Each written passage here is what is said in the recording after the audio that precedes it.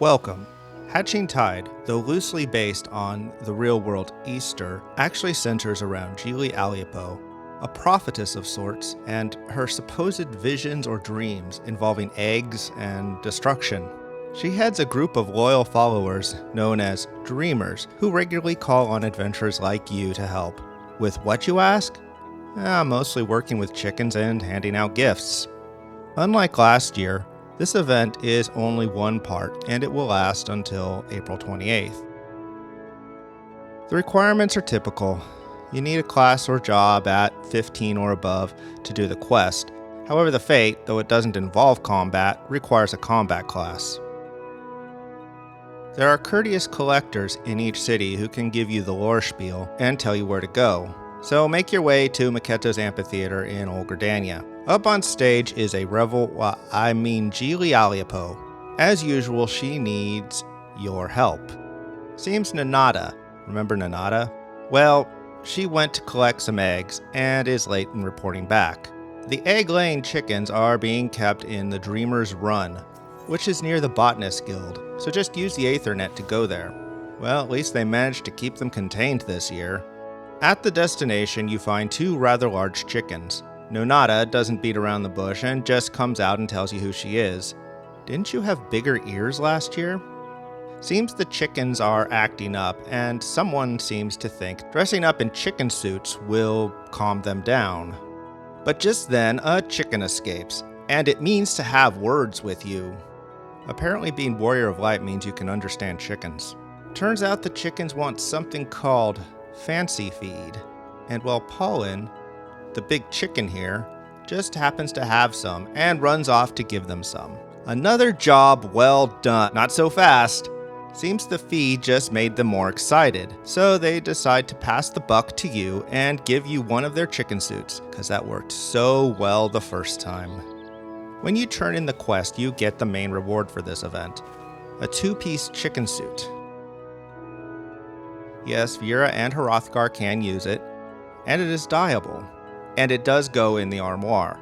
Anyway, pick up the second quest, a poultry sum from Nonata, then talk to Paulin to enter the Dreamer's Run to collect some eggs. You collect eggs in a collection F.A.T.E that regularly spawns here. You may have to start the F.A.T.E by talking to the Hatching Tide helpmeet if he is here, or you may have to wait for him to show up. All you have to do is pick up eggs from the nests, but this is harder than it sounds. Picking up an egg takes a couple seconds, and while you're trying, the laying chickens will attack you with circular AoE that interrupts you, knocks you back, and inflicts heavy status on you. Worse are the chickens wandering around that do a frontal cone attack.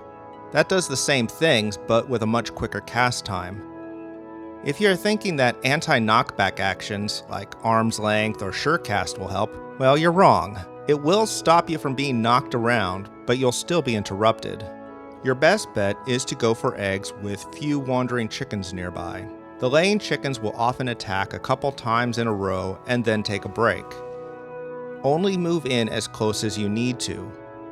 If you get about a third to half of the way through collecting an egg when the attack begins, you'll probably be fine. Like any collection F.A.T.E, you need to turn in whatever eggs you collect to get any credit. I believe it takes 20 eggs combined from all players to successfully finish the F.A.T.E. You need to turn in at least 10 eggs to get gold rating and 10 Archon eggs, which can be used to purchase items from the holiday vendor. However, bronze is good enough for the quest. Watch the bar and the timer, because if other players fill it up, you'll only have 1 minute to turn in your eggs. Talk to Paulin again to leave the Dreamer's Run, and then talk to Nanata, and she decides the two of you should bring the eggs to Geely while Paulin stays with the chickens. And Geely really appreciates your work. Another job well done, but not so fast, because Nonata wants you to pass out gifts to people, which is her job, but she can't because her suit is dirty from working with all the chickens. Well, what do you think I've been doing? 3 groups of people will show up, and you have 3 gifts to choose from that you can give to them. One gift will be the best one for each group, but it doesn't really affect the ultimate outcome. The last group may be different depending on if you met certain people in the Ruby Sea. When you are done, head back to Geely. She and Nonata thank you for all the work you've done, but Just then, for some reason, a bunch of sylphs and moogles show up. I'm not exactly sure why this happens, but Geely seems more concerned that they'll eat all the cookies. Anyway, for finishing the quest, you get some gil and experience and an achievement. For a job well done. Did a great job out there! You are now able to replay the gift-giving task by talking to Nanada. This doesn't reward anything, but it allows you to see all the responses from each group of people for each gift. If this is your first Hatching Tide, the Egg Hunter Riggy game will become unlocked in the toy box, which can be found in the inn. Like last year, there are a few costumed NPCs around Old Gridania that you may have met in your journeys. They say different things depending on if you have met them, and one seems to only be there if you have worked with a certain tribe of short fish-like people. Be sure to wander around the housing districts and the cities to see all the Hatching Tide decorations. Of course, it's mostly eggs. Lots and lots of eggs. Eggs everywhere. So many eggs. You can go back to do the F.A.T.E as much as you like for fun or to get more Archon eggs to buy things from the shop. And speaking of which, once you complete the second quest, Dreamer, the Egg Advocate, opens for business. You can purchase additional copies of the chicken outfit if you think you'll need them. He has 2 items for your apartment or house. The Archon egg pouch is a little egg purse thing that just sits on the table. It's identical to the one that is part of the outfit that was rewarded for Hatching Tide 2019. The Hatching Tide Confections is a plate of cookies. Like all food items, it has 10 uses. And the plate can be colored with most, but not all dyes. And then there's the Magic Prism Hatching Tide, which has been around for years.